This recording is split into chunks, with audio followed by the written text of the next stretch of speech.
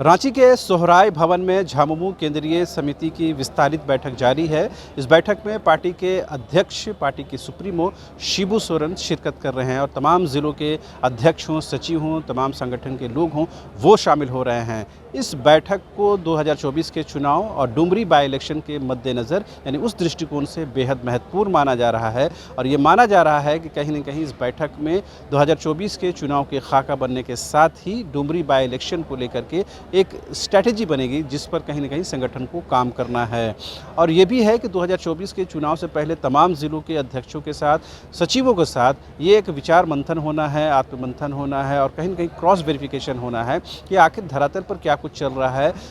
ज़िलों में जो है संगठन की स्थिति क्या है, उसमें क्या बदलाव की ज़रूरत है। हम लोगों ने कई ज़िलों के सचिवों से बातचीत की है और उन लोगों ने ये बताने की कोशिश की है कि किस तरह से जो ज़िलों में जो है वो जहाँ अध्यक्ष हों, उपाध्यक्ष हों या सदस्य हों, वो किस तरह से मनमानी कर रहे हैं और इसका सीधा नुकसान आगामी 2024 के चुनाव में पड़ना है। इस बैठक में ख़ास तौर पर जो बेबी महतो हैं जिन्हें कल ही मंत्री पद की शपथ दिलाई गई, वो भी शामिल हुए हैं। उसके साथ ही जो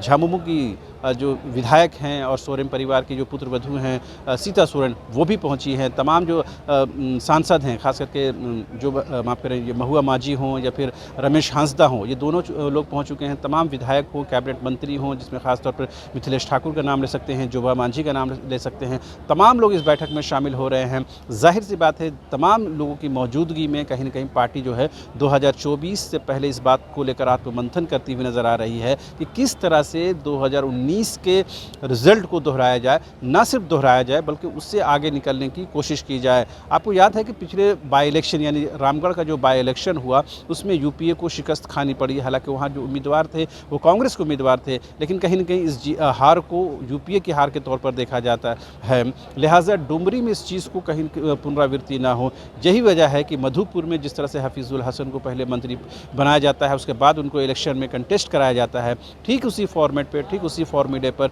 बेबी महतो को पहले ओथ दिलाया जाता है, उसके बाद मद्य निषेध मंत्री के तौर पर उनको जिम्मेदारी दी जाती है और अब 6 महीने के अंदर उनको इलेक्शन जीत करके अपनी सदस्यता को कायम रखना है। तो जाहिर सी बात है, पार्टी ये कहीं ना कहीं मानती है और ये समझती है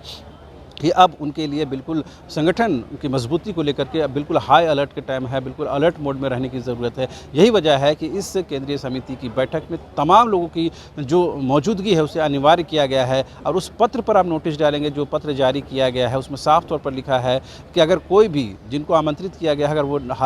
मौजूद नहीं रहते हैं, वो सशरीर यहाँ पर उपस्थित नहीं रहते हैं, तो इसे इनडिसिप्लिन माना जाएगा, कहीं ना कहीं अनुशासनहीनता मानी जाएगी। तो जाहिर सी बात है, इस बैठक पर तमाम दलों की निगाहें हैं और ख़ास करके यूपीए के लिहाज से, झामुमो के लिहाज से इस बैठक को बेहद महत्वपूर्ण माना जा रहा है। चूँकि इस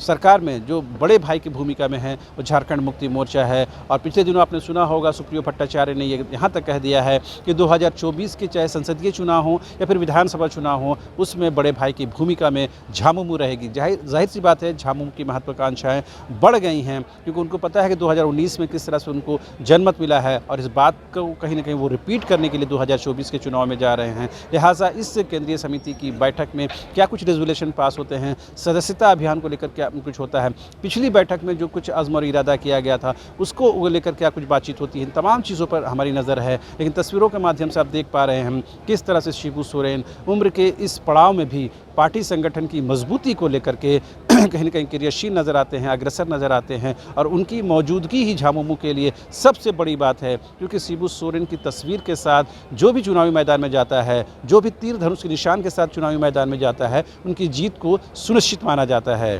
तो उम्मीद की जानी चाहिए कि इस महाधिवेशन की बैठक से न सिर्फ पार्टी संगठन के विस्तार को लेकर बल्कि झारखंड की 3.25 करोड़ जनता के बेहतर और भलाई को लेकर भी बात सामने आएगी।